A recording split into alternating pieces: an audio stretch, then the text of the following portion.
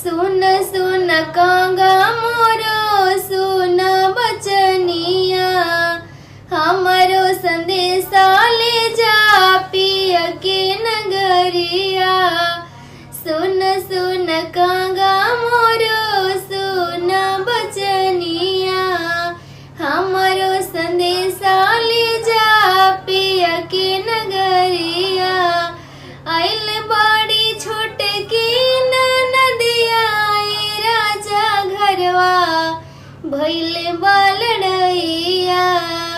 आइल बाड़ी राउर बहिनिया राजा घरवा भैल बालड़ैया।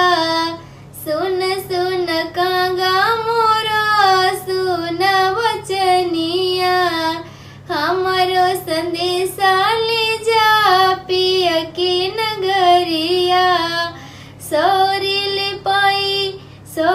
लिपाई दिहनी सिल्क के सड़िया, सिल्क के सड़िया हो संगे पाए जानिया।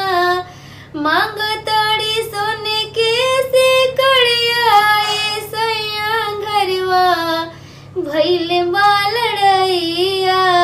मांग ताड़ी सोना के सिकड़िया सैया घरवा भैल बालड़ैया। आइल बाड़ी तोहरी बहिनिया राजा घरवा भैल बालड़ैया।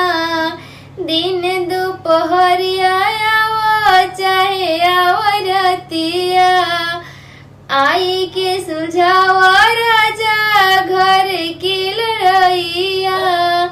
आइल बाड़ी तोहरी बहिनिया राजा घरवा भैल बालड़ैया। आइल बाड़ी